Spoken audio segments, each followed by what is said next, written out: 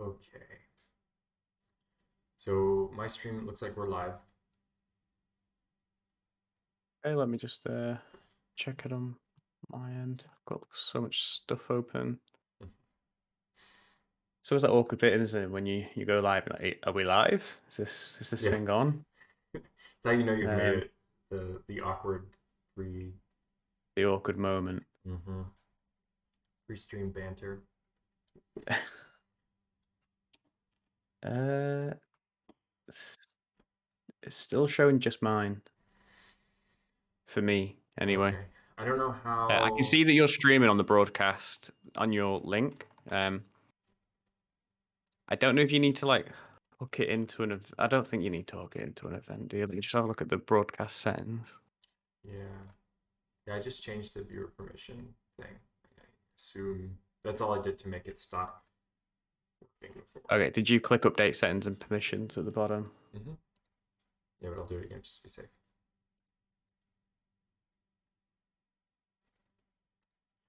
Oh, Liam says he can see it. Hello, Liam, if you're Okay, great. watching.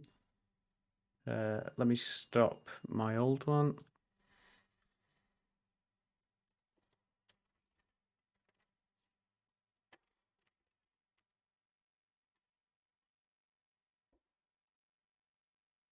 This is the really exciting part where I sit here and make faces while I drink coffee. Okay, I think it's just a caching kind of issue, but Okay. I've stopped my stream. Seems to be working for Liam. Yeah, I can see. Yeah. Yeah, I see my face now, so it's working. Oh yeah, there we go. See your beautiful face. Mm. We've got 20 people watching. Oh, 142 people watching now. Floodgates thing. Okay. Hello, Um, everyone. yeah, hi. We're just going to have a few minutes kind of bumping around in the editor while we wait until actual 4 o'clock when the stream's set to start. So yeah, I don't know if you want to just hit new game and kind of Yeah, have a bit of a play around. yeah. If you've got any questions coming up, make sure to drop them in the chat. We do have some ones from other social media places, but if anyone wants to ask Paul a question and get some answers, the chat is the place to do that. And maybe take a minute while we've got 4 minutes to hit the wish list button as well, just below the stream. That'd make us happy. It's right here. You can do all the social buttons. It's also, I think, the settings. If you go, I'm not gonna click because I'm scared that it won't work. I'm sure if I hit click, Yeah, it'll yeah. You pop. can also do it from inside the demo as well. If you're playing along. Oh, and I was hard That'd be a pressed. good. Huh? So that'd be an interesting stream, wouldn't it? Mm, Follow along creature there you go. making. The streamception. Yeah, yeah. I was tempted to because I have of course like a dev build that you've seen it, Dan, but that has like some fancy. Uh, you can change the time of day and spawn creatures and stuff. And so I was thinking about it, but it's not as updated as this one is right now because I haven't been using it recently. I've been working on Oh, just this new thing. So is this the is this version that you're playing live? Is this the live demo that's yeah, available for everyone? yeah, this is the official. There's nothing in here that I can do that you can't do. So more genuine. Yeah. So yeah, and for anyone who is new, who's not been following the game before or on the Discord, been played it before. So I'm a solo dev, so this whole thing is just up until recently. I've started working with Dan and the Select Disco guys, who have been helping me with publishing. But this whole thing up until, and also composer Louis Taylor, who's been doing all the music. Really excellent composer, and hopefully there's a lot more of the music that I'll be putting into the game. Right now, it's like the bare minimum is actually functional in the game, but there's a lot more coming. What's there's really nice though. I do kind of just in the creature editor. It's like quite therapeutic almost to just Yeah, make monsters, but then have the soft sounds of Louis' soundtrack playing as well. I know. Yeah, I have it disabled unfortunately right now because we're talking over it and everything anyway. just to reduce like audio problems. But if you're gonna play it on your own, definitely crank that up. Yeah, really great. But yeah, this is so. Let's. I don't want to do anything too much in the editor because I don't want people who are showing up on time to miss out. Feel like they're behind, but I think we're about there now. Yeah, 1 minute. Yeah, I think now's a good time to get underway. I think how I'll kind of moderate it is if you just play for a little bit, like 20, 30 minutes, kind of just explain what you're doing, showing off the kind of different features to get the people that are coming who are new to it to kind of see what it is so they can ask questions in the chat if they want to. And then obviously we've got that kind of from all the different social media places, I've collated a list of just the burning questions that people want to know about Adapt. So I think in about 30-ish minutes, we'll just start chipping away at that, and maybe some stuff that you explain as you're playing will come up anyway. So it'll probably get checked off the list. But yeah, if you want to, you did it a little bit. Do you want to just introduce yourself, the game, what it's about, what you do, what people are currently looking at, and then we'll just take it from there. Yeah, yeah. So I'm Paul Hervé, and I'm an American living in Germany. This is my passion project for a few years now, and I'm a self-taught developer, and so I'm really super into like a lot of the free assets that are available for people to learn. Everything from YouTube, Coursera, Udemy, and free. When I say free, I mean like free and or like exceptionally cheap. Because sometimes it can be worth it to pay €20, dollars, whatever, to get a course on sale or whatever. But yeah, and everything in the game is built using available software, like stuff that people can get access to. So if you're interested in like learning how to do anything dev related or software engineering related or art related, in the form of at least computer generated art, there are definitely options out there. So it's just a matter of time investment rather than monetary. Yeah, you use Unity engine, right? Yeah, the game's built in Unity. All of the modeling is and rigging, bone rigging is all done in Blender, and in some cases in Unity as well. Like all the inverse kinematics and sort of procedural stuff is done in Unity. Yeah, and audio is all done using Audacity. Well, with the exception of Louis compositions. Any audio work I've done is done in Audacity and Fmod, which is a software for basically plugging it into the game itself, what audio you're using, and then triggering audio cues and stuff. Yeah, and that's the quick. That's kind of where I come from. The game I've been working on it for, in its current state, I forget the date, but something like 4 or 5 years at this point. And then some more time before that in like a part-time capacity doing essentially prototyping and definitely working on some stuff that conceptually turned into Adapt, but I think is a healthy cutoff point before it became like what it is, sort of became the project that it is now. Yeah, because previously you've spoken about how it was a bit more of like almost like a god game with creature management. You weren't controlling the creature directly, but then it's kind of morphed into this like it's now obviously like from a third person perspective kind of creature survival game as opposed to like a management game, even though there are elements of that still. Yeah, and there is a mode in the game still that's sort of from that era, you could say, that's just disabled for the time being, that I would like to at some point revisit, like a form of implementation of it, where you can essentially play more of it like more of a simulative capacity, where you a little more passively watch your animals exist and can maybe like take over choose a different animal rather than the one you currently are. Yeah, And we did a lot of that for the trailer kind of yeah, making. that's right. You It used was actually essentially quite that fun. Yeah. system. And so the catch is at the moment, because I haven't put any time into it for quite some time, it's a bit janky, a bit buggy, because it's essentially the old game from years and years ago, um, without all of the work that's happened sort of since. And so there's things that don't hook up correctly, and the UI is atrocious, and all sorts of funny things.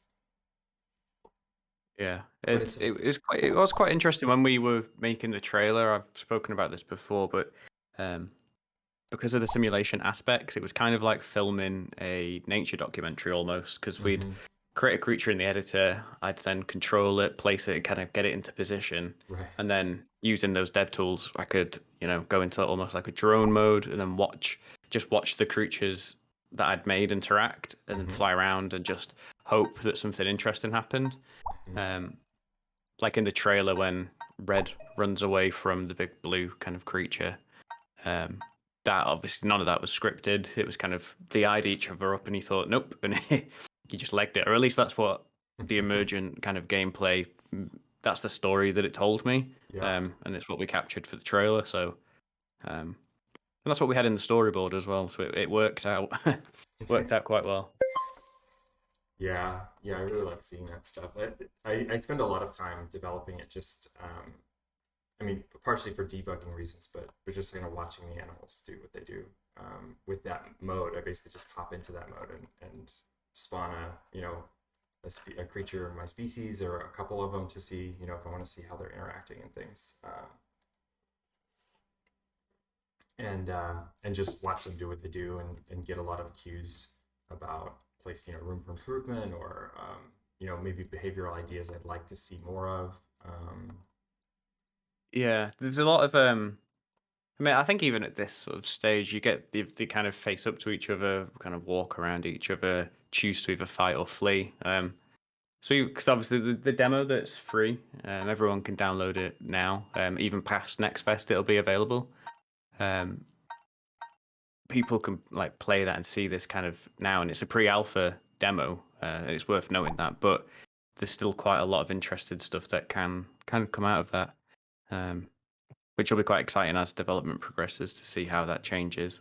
Yeah, I mean, I have a lot of plans as far as centered primarily around sort of adding more gaming elements to to the gameplay, and finishing out the gameplay loop, and adding bells and whistles and all that stuff.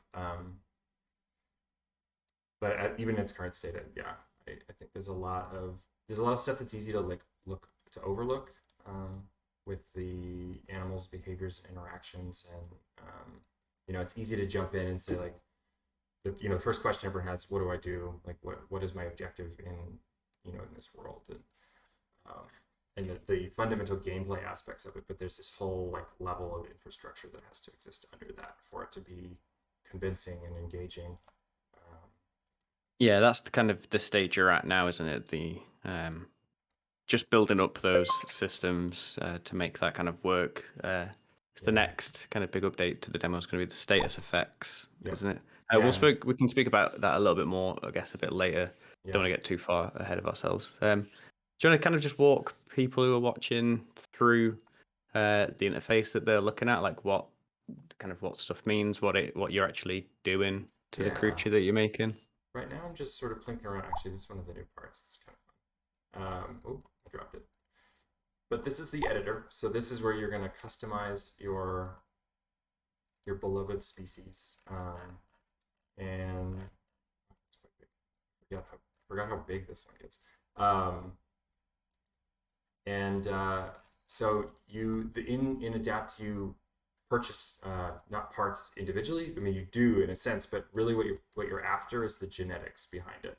And so different parts can share the same genetics, and so that way you have different sort of aesthetic options. And this will be filled out much more as the plan. I actually have to do a little bit of a restructure here. I want to improve on. Here's an example. Here's the legs, where there's actually 5 currently legs, but it's hard to get at that 5th one. And so one of the improvements I want to work on soon is, instead of having this sort of scrolling system, just having it increase the height and so that way you can get a lot more parts, visible parts for any given gene. And Yeah. then within the genes, you also have adaptations, and those are just going to essentially like level up or customize the functionality of your genetics. And then as you purchase things, this is one of my new projects here that just came out in the last update. You have your purchase pouch, which is like your shopping cart, which just shows what you've done, and allows you a little bit more control over, like, I guess you could say, rethinking things you've done.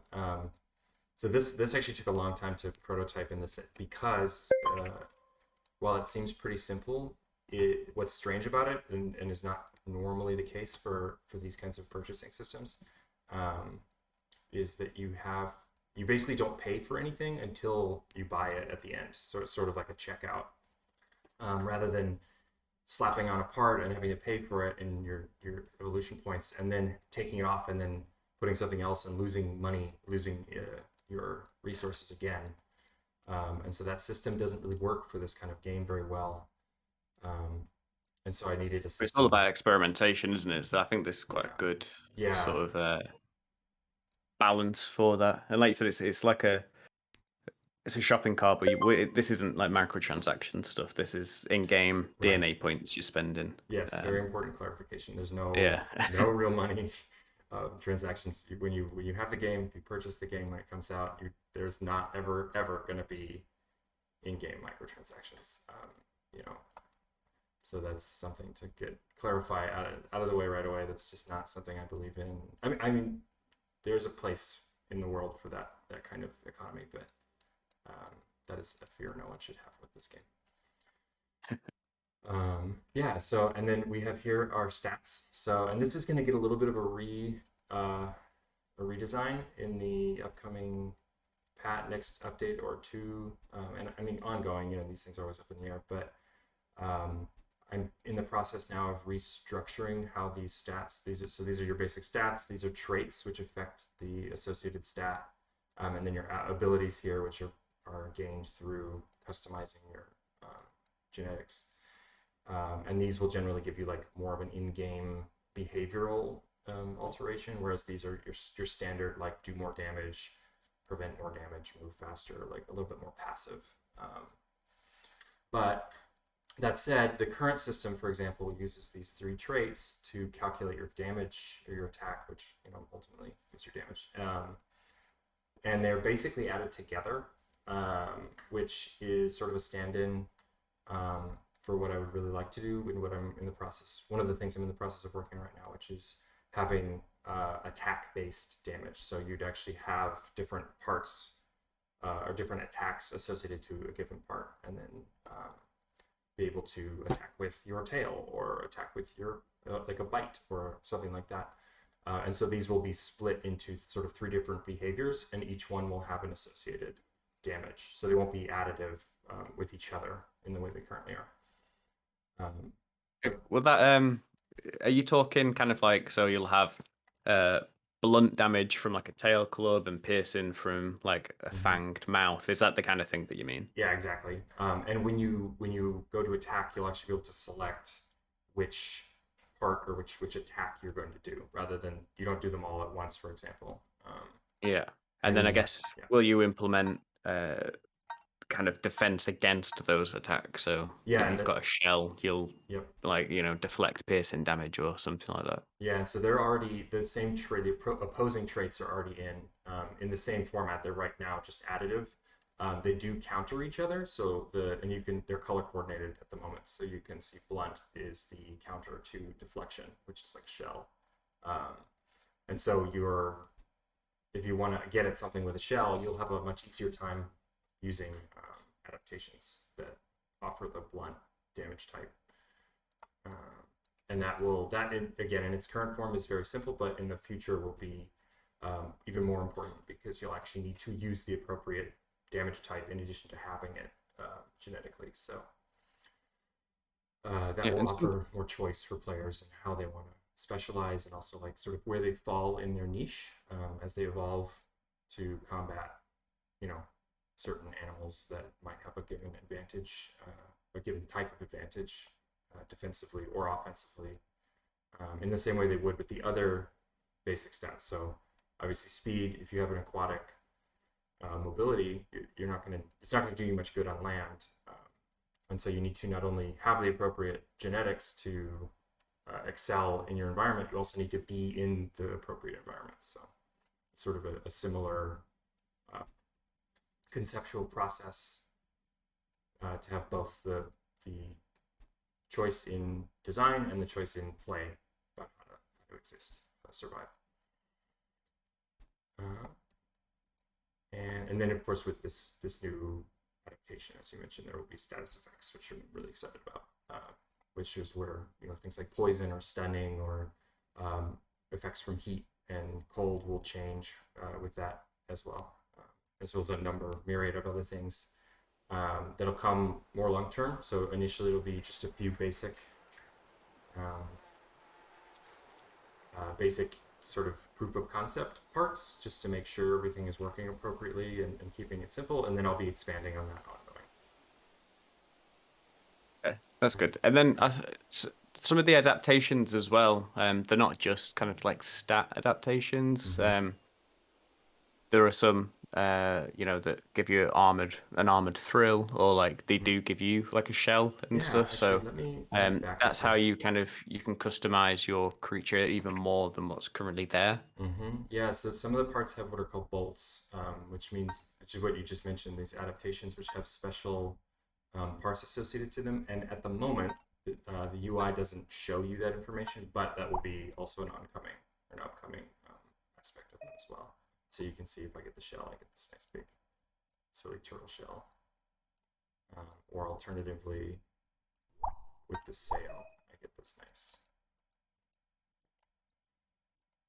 Yeah, and so you have a lot of there's only a few of these at the moment. These are another like sort of proof of concept part type that is something I'd like to flesh out more and fill in more with more assets, more part options. So everything in the game basically at this point is trying to get just past that proof of concept phase, so that everything is functional and it all works correctly, is interconnected and has functional elements to it. And then once things are in that really nice state where everything is working and looking good, then I can go in and very quickly produce more assets. And that's a big part of the pipeline that I've been trying to build, is to have a system that is function first, and then and is also very quick to iterate on and quick to add new components to. Yeah, I mean, you can patch in new content quite easily Yeah. during early access, but if there's something fundamentally not working with the kind of system, it's a waste of time, isn't it? Yeah. Making extra shells or whatever that may be. Yeah, exactly. And that's something I want to try and avoid very desperately, is to have any time wasted on things that ultimately won't get used, is something that I really try to be very cautious. As a solo developer is really important, of course, because I don't have the extra resources as far as time, man hours to spend on something that I can't use, and so I have to be very careful about about that aspect of design. Yeah. Okay. So Yeah. If we do a bit of actual like in-game world play, maybe before you generate the world and like place your nest, it might be quite interesting to show some of the. You've got the different sliders on the world generation and the different seasons and how it can kind of change. yeah, yeah, and this was a real process. This world generation, and it's still, as is everything, still in the process of being updated. One of the big updates I'd like that here is rocks is sort of an upcoming um, aspect of the world that I think will add a lot more interesting variation. That's really high up on um, my list of dreams. Um, which it's actually not a huge time investment to do. It's just a matter of priorities, and so it hasn't found its way to the top yet of that priority list. But this process of being able to edit the climate and the temperature was a huge undertaking initially. It was actually designed totally differently way back. It was much less efficient, and so push. So I'm really happy with where this is at now, and it has the benefit of basically generating biomes passively, and so it's not the example I think of a lot is Minecraft has like sort of these very structured biome areas that run into each other, and so you're in a certain biome, and then you run into a desert, and just sort of walk suddenly into this totally different environment. And I really wanted to, as cool as that is, especially when it was first developed, um, I really Yeah, wanted there's not to. much blending between them, is there? Yeah, exactly. And that may not be the case now. In all honesty, I haven't played Minecraft in a long time now, so maybe that has changed. But I know when I did, that was the case. There was no blending really, um, and so that was something I wanted to try and really do. Um, and so you get these. So for example, if I want like a really hot desert climate, um, I can see that the plant life will reflect that. Or alternatively, if now I make it really cold, we could still have this sort of like a very arid desert-like environment in some areas where it's a little warmer, but because of the variance in the environment. But then we also run into this more sort of tundra-esque biome, just because it's basically not as not warm enough to support the more desert typical plant life. Um, and then when we change the season, see that as well reflected in the environment. And then of course upcoming will be weather. So we'll be seeing like rain and snow, more variance in the wind. Currently the wind is static as far as the direction and the speed, but the backbone, the structure of the infrastructure of it is there. It's just not, basically there's no system passively changing those values, and so there will be sort of a big weather update, which will link all of that into a system that will run it, and then also proc events, weather events like storms and things is the long term goal. I mean, that'd be quite cool. I like it in a No Man's Sky. You'll be walking along and suddenly just a storm out of nowhere will come in, Yeah, mess you up. yeah, it's a good. That game has come so far. It's really impressive to see what they've been able to accomplish from a pretty rocky Yeah, start. for sure. Um, so in terms of the seasons and stuff, how does that affect your creature and your sort of evolution and your survival? Yeah, so you do part of when you customize your species, both initially and ongoing, you have adaptations that are centered exclusively around your temperature and climate sweet spots. And so let me see. I have to start actually before I can look at my stats. Um, but you you're basically trying to consistently find that happy place, where you're not too hot, not too cold, the Goldilocks classic. Um, and so again, the two ways to go about that, you can either, and I made a silly mistake. I went a little farther from the water than I'd like. That you can do so through your choices while you're running around in the world and try and stay in environments that you're going to be your species is going to be happy in, or you can evolve to change to the area you are in if you like it there, and simply play cautiously sort of in the meantime. Additionally, I'll be adding more to support that system, so you would be able to, for example, like go into burrows or use shade.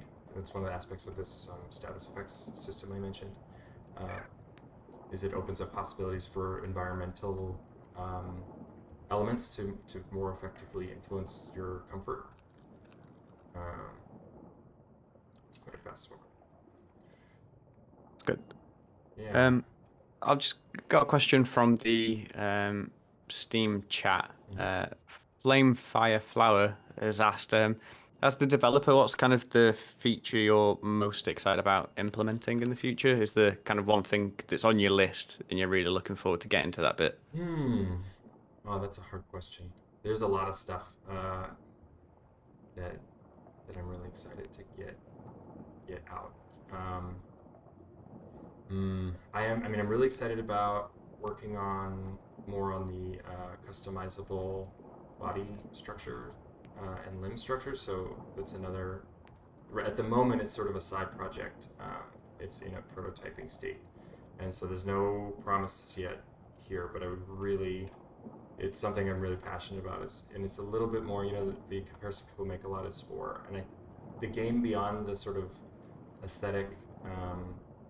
Not aesthetic, but the surface level comparisons is actually not a lot like Spore. But in this case, this would be a bit of a Spore tip the hat in the editor to have more of a node-based spinal rigging and limb structural design system, which would give players a lot more control over how their species really looks and open up some doors for some really wacky stuff.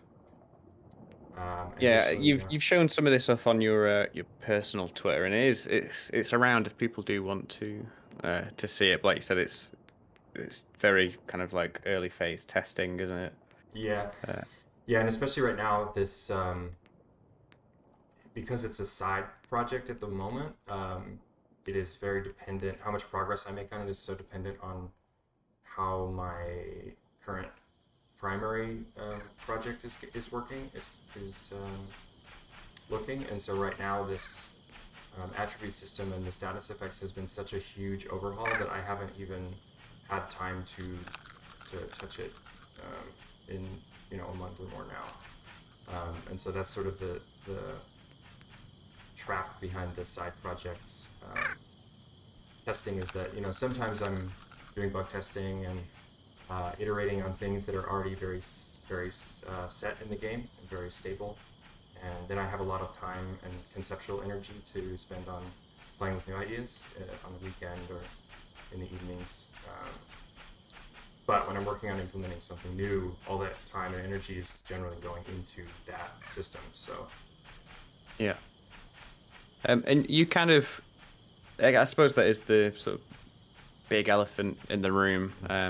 The comparison to Spore gets made a lot. Like even in the Steam chat now, someone's like Spore 2 question mark. We had a comment asking about like IP and like encroaching on other IP. And from we've had quite a lot of TikTok success recently, and a lot of those comments were mentioning kind of Spore. Do you want to dive into a bit more about the differences? Because outside of the creature builder, the actual gameplay, as you can see, it's the third person kind of control aspect. So there's no stages. You're not planning to implement any stages or tribal stuff or cell stages, are you? yeah, none of that. So yeah, there's a lot of ways to come at this discussion.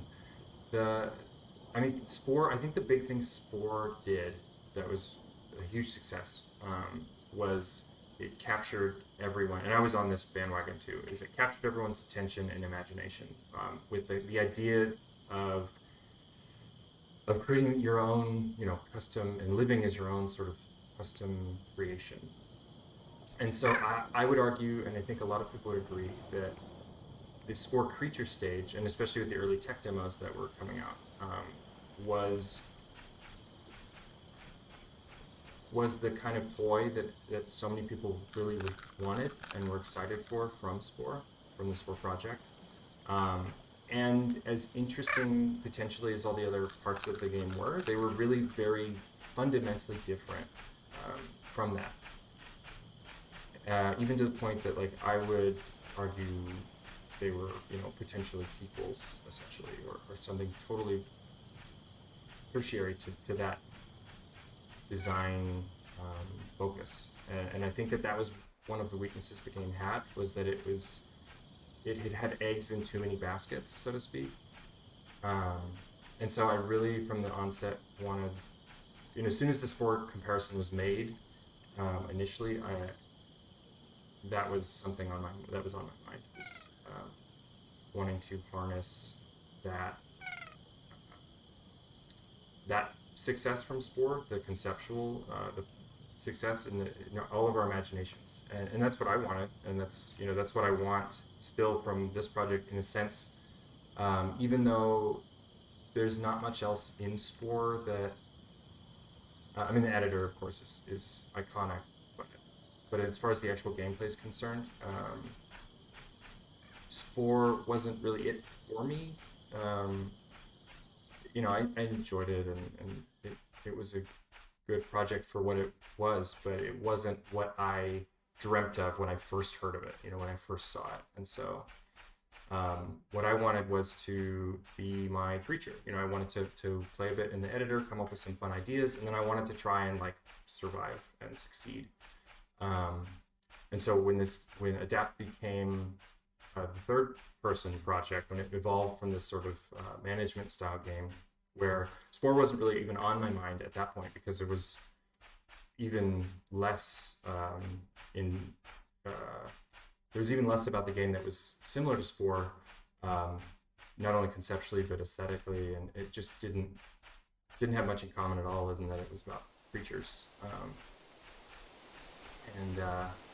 Yeah, so what I focus on isn't like at this point what did Spore do or not do, or any of that. Most of the time I'm just thinking about like, well, what do I want to do? What do I want to do as my little blue fish creature? And I want to make friends with my other blue fish creatures and have enemies, have my own little Game of Thrones fish world happening, with intrigue and politics, and and and explore the world, in that through that lens. And so that's what Adapt is ultimately aimed to be about, as far as the actual gameplay once you move past the editor. Yeah, because I mean, it's you can take. I mean, everything is almost inspired by what came before it. So you're not making a Spore copy or a Spore clone. You're making Adapt, and it might pull from certain elements from Spore, but it'll also pull stuff from other games. And that kind of brings me on to one of the other questions that we had. Like, what other types of games, or is there any specific games that you're kind of pulling inspiration from? I look a To lot. kind of like Oh, sorry.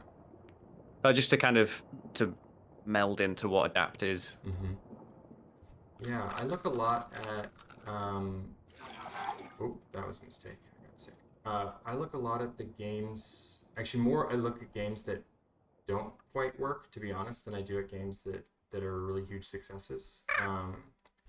Partially because I think that games that do what they do perfectly are not something I want to get in the way of, or try to compete with. I don't want to make a game. I don't want to make a game that someone already made and was perfect.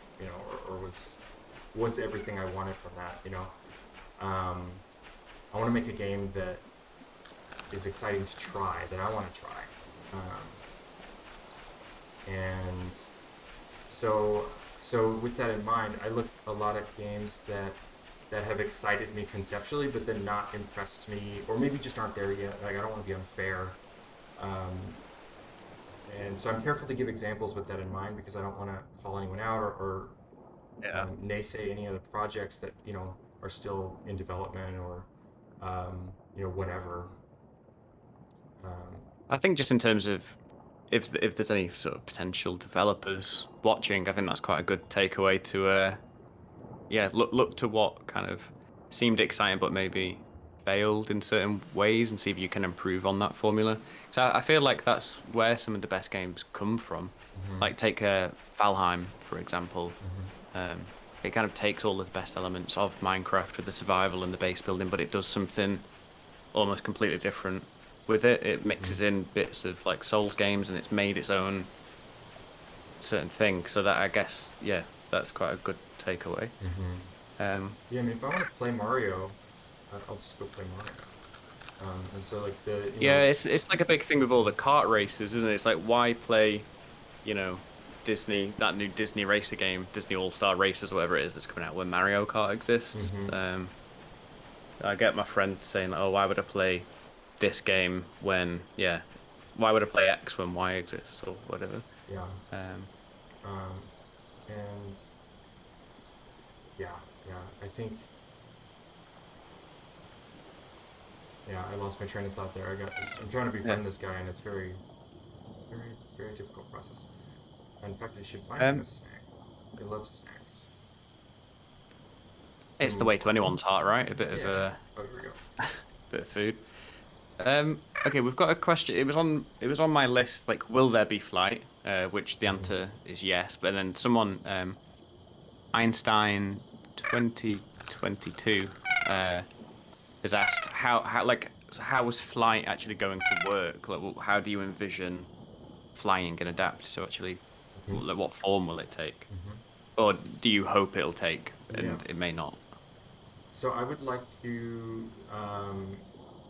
The first step for that is a multi-step question, but the first step for flight will be just basic motion, and so essentially jump up, flap, um, become airborne, lose stamina as you do so, with the stats associated to flight affecting essentially how um, either much stamina that requires or how if you can regenerate stamina in flight, things like that. And so as I'm sort of re-envisioning the attribute system a little bit right now, as I mentioned, um, that that's still up in the air as far as like exactly what form those limitations will take.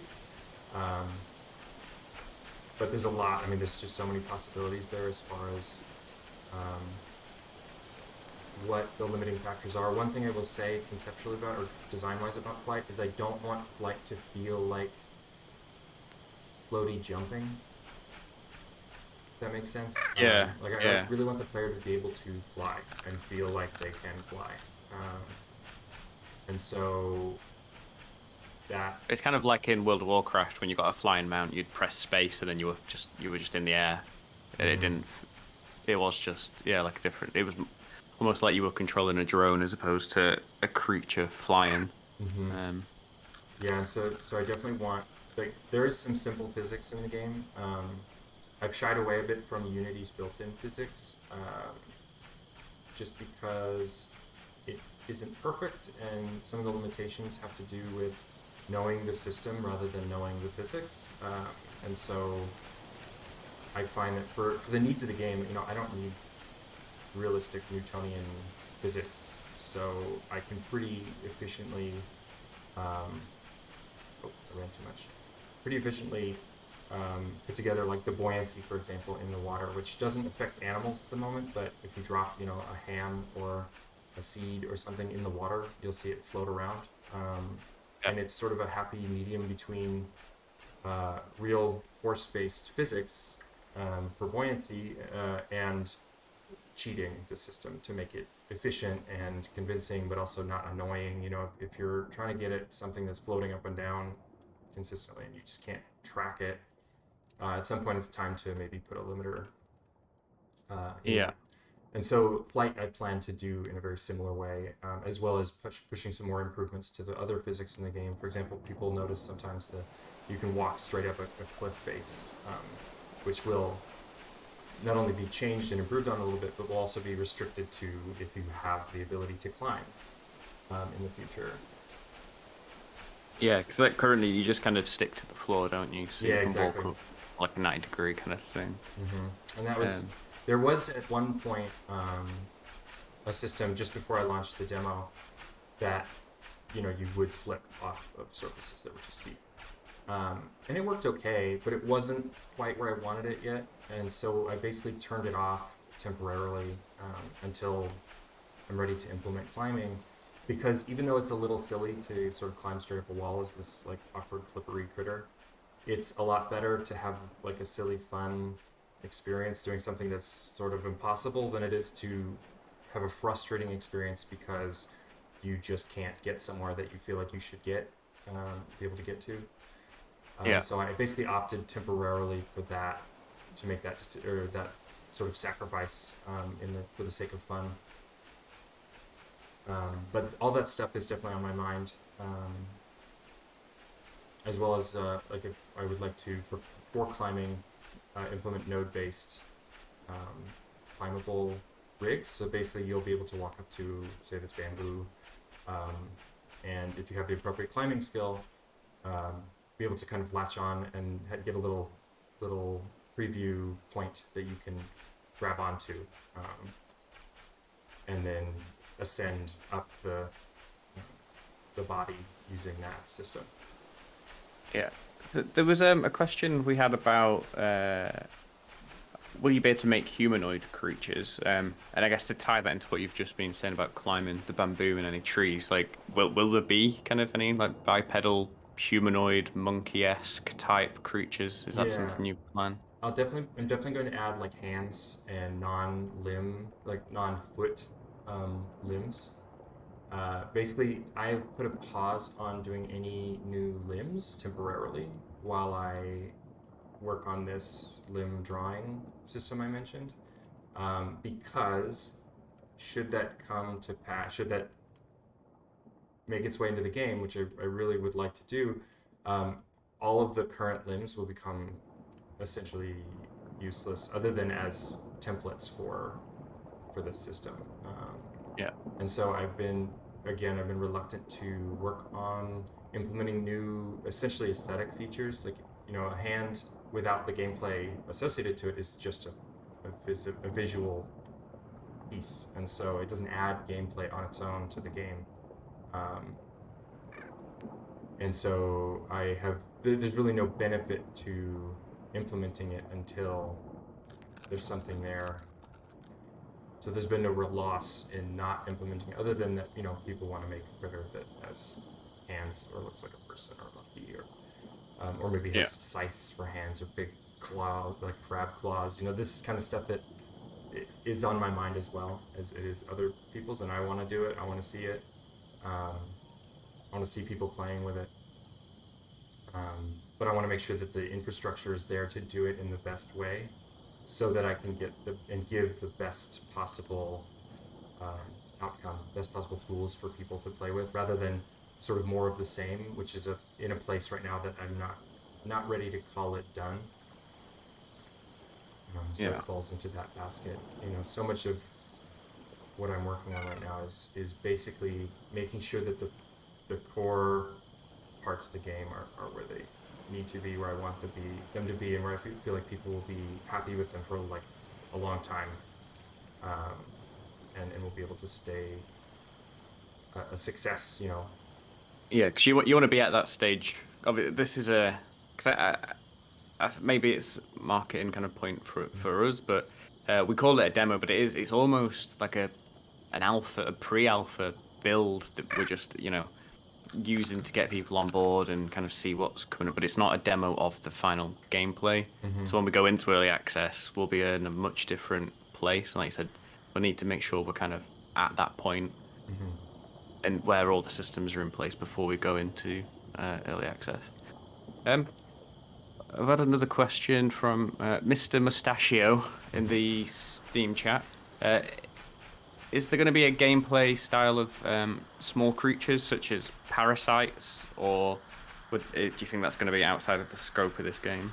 I don't know. This is something that's plagued me for a long time. The big problem with really small creatures is that oops, why can't I eat you? The big problem with small creatures is that they kind of break the procedural animation when the animals get too small. The math starts to fall apart, and that's just partially due to limitations with the engine, and with the way that the scaling works isn't linear. Is the quick version of how to describe it. As well as the fact that the world detail starts to get a little strange when you get too big or too small. The world we're looking at is designed essentially to be viewed within a certain spectrum of scale. So if your animal gets too big, it starts to make everything look really unconvincing and strange, and you can't see. Like you're a person in a small village as opposed to in a model village as opposed to an actual big creature. Yeah, you become less a part of the world, exactly like that. You're kind of hovering around over it, and it becomes also like very. This is something people have already seen with the larger creatures. It can get sometimes a little difficult to grab things that are small, like little bugs and stuff. But they're still there. You know, they don't magically disappear just because you're too big to really interact with them. Yeah. Um, and that that can cause some issues with gameplay with design. Uh, but additionally, the same is true of becoming too small. You know, if you're really small, the grass, which are just little sprites, little 2D sprites, that are instanced on the GPU, because honestly, it wouldn't be efficient enough any other way.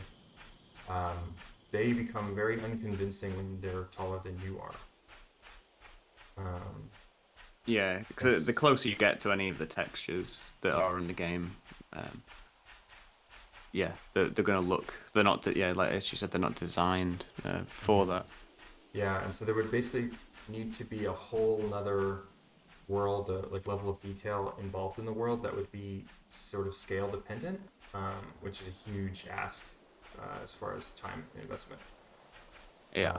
And so it's unlikely, I'll say, that you'll be able to get too much smaller than you already can, just because it would basically be slapping another, you know, at least environmentally speaking, slapping another game on top of the game that's already here. Um,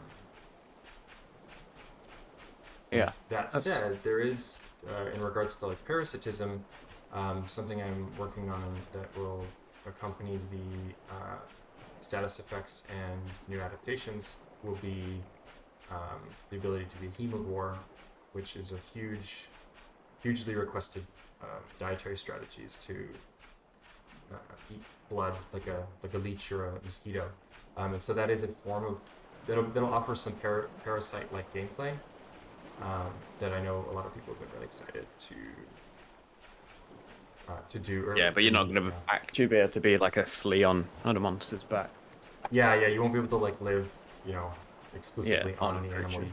The effect gameplay wise, when you strike an animal, you would be able to, uh, instead of doing damage or possibly in addition to reduce damage, you'll be able to feed off of it uh, and incur a little bit less wrath. Meaning, it won't presume that you're trying to murder it. It'll just think that you're annoying, and so be a little bit less likely to try and hunt down your whole family and things like that. Okay. I'm just gonna go through a couple of the other questions because I know we're getting on for time a little bit. We'll do them a bit more quick fire. And I guess if you want to elaborate, feel free. But sort of yes or no is probably fine. Are there going to be any body patterns slash textures? The the soft plan at the moment is no, with the exception of fur and scales, which will be um, not just a pattern, but will be actually like placed objects, sort of like the grass. But my plan, I have no really hard plans at the moment to implement textures because it's just kind of not the aesthetic that the game is going for.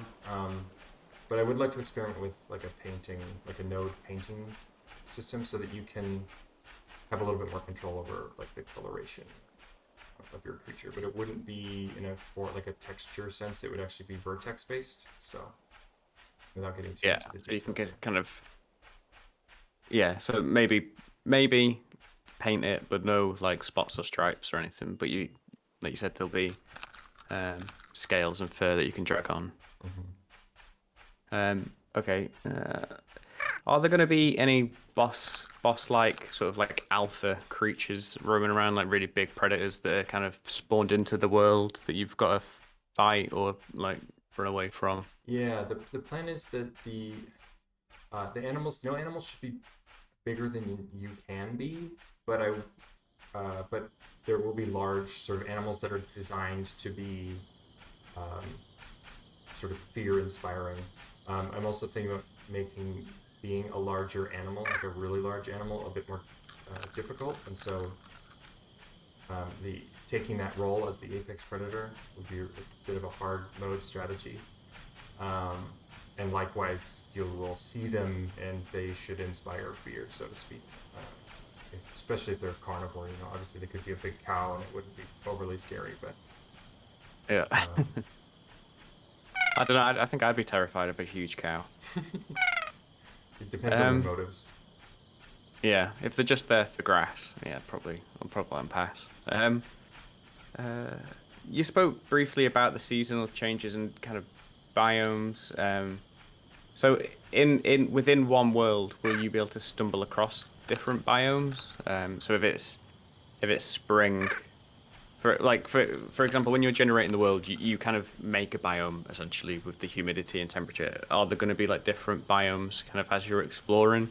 Like, can you go into a different area that's more humid, so that'll affect things, or is it going to be like a global? The world is the world that you generate at the start. Yeah, yes and no. So there is variance in the world. It's a little bit clamped, a little bit restricted at the moment, but there is variance there. And additionally, that world, those world settings that you select, will become it will change basically over time. And so they do essentially represent like the averages for the world that you live in, but they are not static, or at least they won't be at the moment. They are. But basically weather events. I can't do this right now. Weather events will cause the world to become colder or drier or whatnot, and so you'll still be able to find places in the world that maybe are more habitable if that's favorable to you. Um, but you'll be seeing more variance in more temporal variance with the state of the world. Um, Yeah. Cool. One of the other questions we had on, I think this was TikTok, was about like the end goal for the game, and I guess kind of included in that is like what's going to be your kind of like, what's the gameplay loop actually going to be?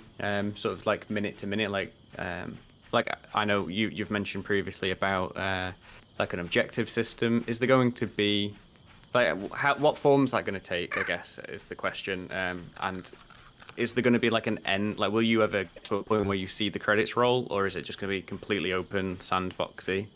at the moment, I have no plans for like a hard, storyline finish. But I one of the basically the next big push after the status effects is going to be for quests, which will add to the social aspects of the game. So instead of, for example, if I want to befriend this guy, at the moment I basically just call to him and then I hang out near him, and I can maybe give him some presents that if he wants to eat them, it'll give me a little boost. And that's sort of the uh, minimum success of the social structure right now. What will happen is that I will have to come up to it and see what it would like me to do for it. So it may want food, it may want me to scare away an opponent, or um, bring it some other object. I plan on implementing some like non-food oriented objects like that you can gift in the same way, shinies and things like that, as well as like building materials for building just nests and things. Nothing crazy. You're not gonna be building cities.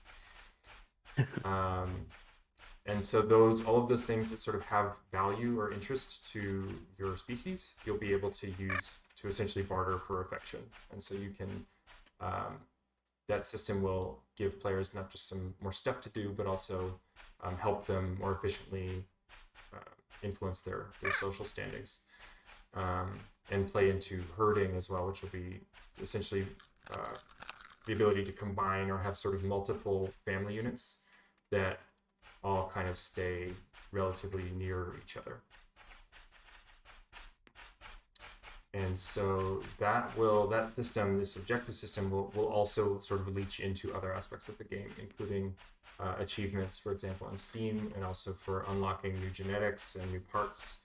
Um, and so the game I certainly wouldn't call it a roguelike, but the aspect of roguelikes where you through successive playthroughs you gain access to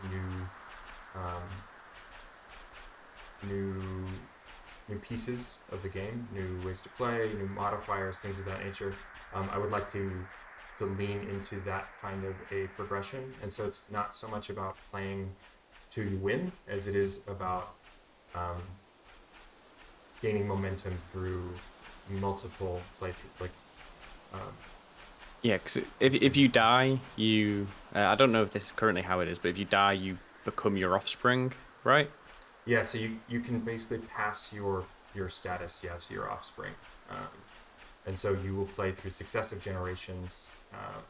And should you die with no offspring or no viable offspring, then you basically start over with your species in its current genetic state, meaning without any of the changes you've purchased for your babies. So you basically get a minor setback in the sense that you might lose some of your earned genetics, your earned Evo points, evolution points, if you aren't successful in reproducing, or if you are successful but your offspring die, for example. Yeah. Okay, cool. That's it. The next question. Do you plan to bring the game to console at any point? Switch. I really like to port to Switch. That'll be my first attempt, I guess, at porting it to any specific console. And so I'll basically use that as a means to look for, you know,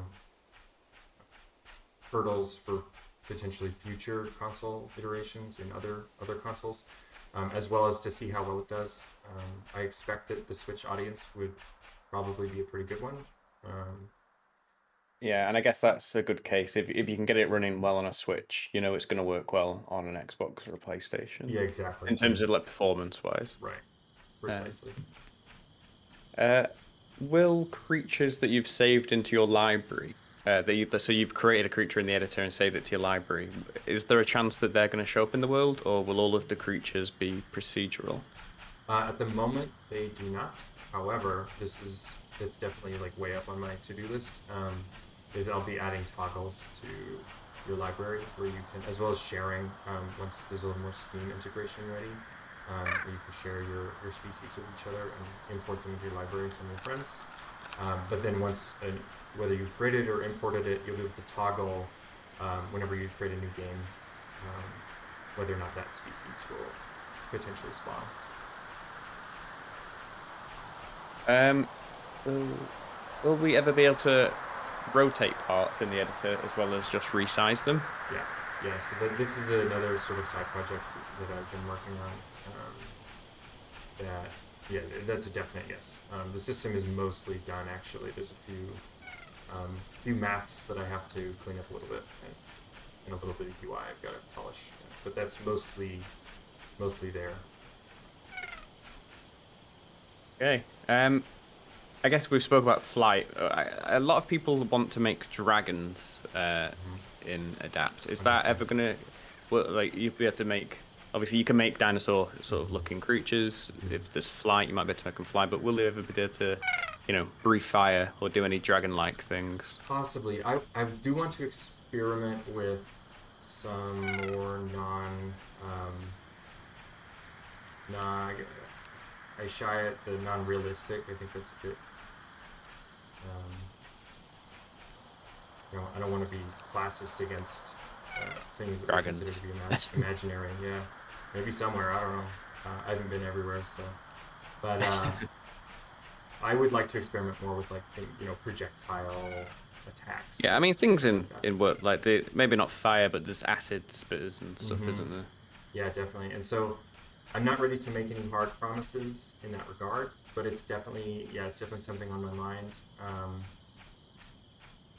I think that if I'm thinking out loud, there's definitely a possibility that it would be an opt-in kind of some of these genetics that are like a little bit more, by conventional terms, wacky, um, or unconventional, we'll call it, where players can maybe turn them on and off, so that they're not, say somebody wants to only see stuff we would consider realistic typically. that they can say, like, no fire breathing, for example. So if I did implement Yeah. something like that, that's probably the route I would go, is to have some of the more extreme abilities maybe be toggled. Okay. Um.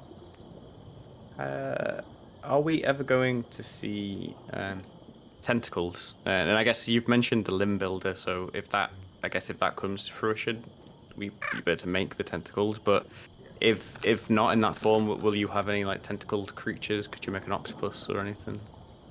There is a tentacle part, actually. It's not enabled in the demo. Partially because Okay.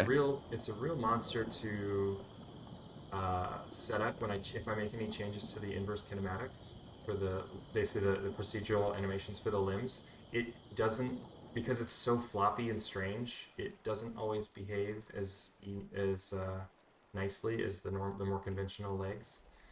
Yeah. And so so it's basically disabled for the moment. It does work.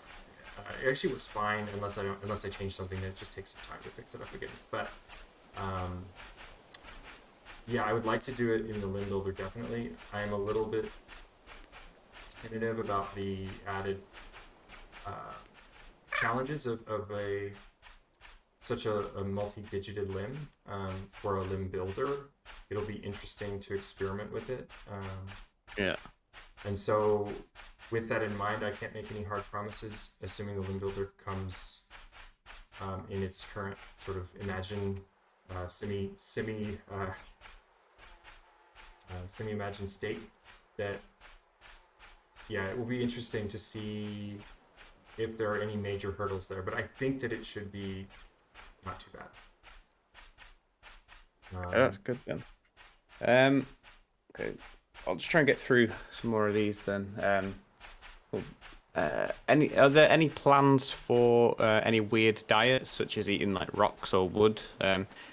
Presumably, if you're trying to go a bit slightly more of the realistic route, I guess that's a no or a maybe. I mean, definitely the big one, like I mentioned before, is the blood will be coming. So that's a new one. But as far as really weird stuff, there are animals that do eat both rocks and wood and minerals, but not necessarily as a primary dietary source.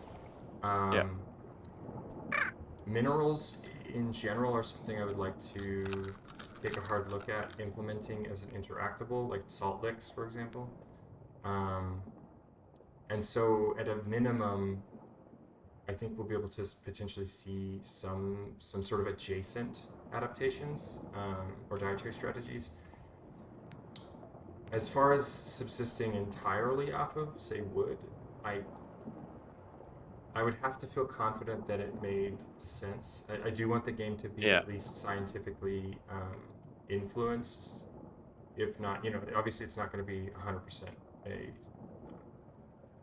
Yeah, you evolution want it to be simulation, kind of but plausible within yeah. the realm of, if you landed on an alien planet, what may happen. Yeah, what's in that rock that, Uh, that it needs to have like proteins yeah, and fats and things that animals sort of fundamentally need to survive.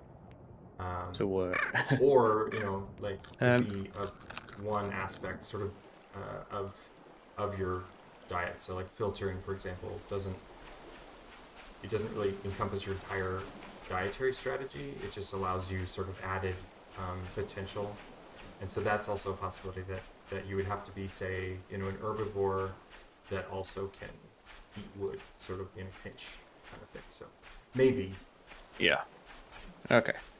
So TLDR maybe. Yeah. um, Obviously the kind of main gameplay is a like creature survival game. Are there going to be any other modes for players, such as creative or like role play? So you can't die. It's just more of like the social thing. You can play around with your friends. Your creature friends, sorry, not real life friends, because it's not going to be Yeah, the multiplayer. But game's not gonna be multiplayer. Unfortunately, that's way up there on my. I wish I could have made the time for that, but as a solo, it's just too much. But if everyone buys the game when it comes out, maybe adapt to it, if we're that lucky. if I'll say this now, that I don't make promises often, like real promises, but if ever there's an adapt to, multiplayer would be a centerpiece, because it is something I really, really am passionate about. Is social gaming. So, Yeah. um, Yeah, so is there going to be any creative, or like role play modes where it's less about the survival and you can just exist and kind of make friends and stuff? likely yes. Between the fact that I think it's good fun, and that it's extremely highly requested, a lot of people really want to see that kind of a gameplay. Um, I would probably cater it. I don't have any hard plans for this at this point. As I mentioned, it more the like core gameplay phase still, albeit kind of at the tail end of it. But um, I would probably model it kind of after like an aquarium type of a gameplay. I mean, that sort of sounds not quite right because you wouldn't be limited to like a small space necessarily. It would be about sort of keeping your creatures happy and safe and functional. So at this point, I don't know if I want to make any promises about like a mode where your animals can't die, but certainly a very potentially forgiving mode where you just kind of have to keep the group safe. This kind of falls back into this management Yeah. mode thing we mentioned. Okay. Um, are there going to be any plans for other planets or worlds? Like, will you be able to be in a solar system, have one, like an icy world with one type of creature, and then a different, world within the same game save? Um, there's no, probably not, only because, oh, I mean, not only because, but primarily because there's no way to get from one world to another. So because there's no advancement, sort of scientifically or technologically, you're never going to make a spaceship, and so you, Yeah. So I guess in that yeah, in that point, you may as well just have multiple save files on the yeah, go. yeah. It would basically be a new save, just in the same save. It sort of serves a there's not a whole lot of purpose to it, and the worlds are not they're not spherical worlds. They're procedurally infinite, and um, so there's no real change. The only way to do that would really be to like come up with a whole new set of, say, plant life, and then have it be specific to some kind of template. There's Yeah. possibilities there, but I don't know that it necessarily would be more beneficial than, say, just having more plant life niches, more sort of biomes. Um, Yeah. So I have one big diverse planet as opposed to lots of little, um, individualized yeah, biome planets, as it were. yeah, Okay. exactly. Um, just I know we're pressed for time. It's gone past 5, so I'll just quickly wrap up with just a few more of the smaller questions. Are there going to be cave systems at all, or is it just going to all be overground? Yeah, there won't be any like fully underground cave systems, a la Astroneer. Oh, I shouldn't eat that. Or any voxel. The procedure, the terrain is not voxel based, which is sort of a precursor to making those kinds of terrain systems that have three dimensionality to them that way. Um, Yeah. and so there's no real technical possibility to make that's not entirely true, but the quick answer is no. There won't be any proper, caves where it sort of generates a tunnel from here to Yeah. there. But there will be some sort of simplified, interactable structures that you can like pop into and out of, sort of more like a StarCraft bunker. Um, and that'll include like Okay. So you hiding mentioned like places. burrows. Mm-hmm. So you could like burrow underground and kind of hide, but you couldn't then explore this underground Yeah, world. exactly. Yeah, there won't be like a new world down there. That's Yeah. just not, unfortunately, within the scope of the project. Um, Yeah. but I would like to Um. do maybe tunneling as a possibility that I'd like to experiment with. But again, it would be using sort of a node-based system where you would be able to essentially fast travel from one burrow to a nearby burrow, as if it were a Yeah. cave opening. But you wouldn't be like physically crawling around in there. It would just be it's a system mostly for like avoiding predators or getting around a little more efficiently and things like that. Um, Uh, so okay, so I guess the last question on my list and from the chat is Are there going to be any other birth types, or is it all just going to be like egg laying? And I guess adjacent to that, are you going to be able to like nest in the water if you're a fish-based creature? Yes, absolutely. In fact, that actually works already.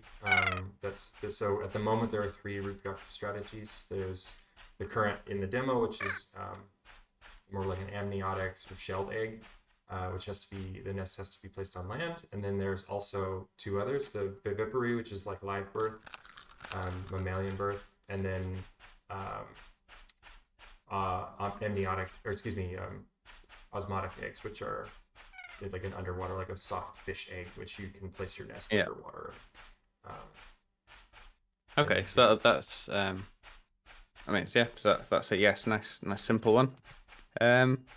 Yeah, I mean that's it from the questions and from the chat that I kind of had written down. Is there anything you want to show or go through very quickly before we end, or we is could that attack this good? guy. I just realized I haven't really done any fighting. Oh, and he's going in the water much faster than he is in the water. Oh, I mean that's something that I did skip because I didn't think we'd have time. But if you obviously there's a big thing at the minute where there's a lag bug in the game, primarily when you're attacking creatures that you've not come across. It's not really a question and answer type thing, but it's just more to anyone watching that if you play the demo and have any information about what you think, like what your specs are or anything that can help us track that down, there is actually a linked post on the Steam community where you can go over to the Discord to kind of talk through that. It's a bit of a funny one, isn't it? That bug. Yeah, it keeps me up at night. It's yeah, this is like a very system specific bug. Um, yeah, something causes a whole bunch of RAM on only some machines to get gobbled up. Mostly when you attack or pick up something, which are the 2 in the back of the same behavior. But if you click rapidly, some people get this really terrible, um, essentially we'll call it memory leak adjacent. It's not like a proper memory leak, but it is definitely a huge resource hog. Yeah, so if you Yeah, experience that, if you try the demo, please come share any information that your system specs, especially to help kind of try and figure out what's causing it. It's been an ongoing process. Yeah, it just, since I don't have it on my machine, it makes it very difficult to track it down because I can't yeah, use it. it's very and even on the machines that we have done it on, it's not consistent. It's not one specific thing that'll cause it. So, but yeah, I mean, I'm happy to wrap that up there if you are. Yeah, sounds great. Yeah, thanks for watching, everyone. The demo, as I said, is available to download, and it'll remain kind of up past the end of Steam Next Fest as well. Feel free to wishlist the game to kind of keep up with the development and get updates into your library, community tab, etc. And obviously get notified when the game comes out into early access. But yeah, thanks for watching if you're out there. And thanks for your time playing, Paul. It's been very interesting. I'm Yeah, sure yeah, people will learn a lot from that. yeah. Thank you for moderating. Thanks for everybody coming to watch, and all your questions, of course. Yeah. All right. See you later, everyone. Bye.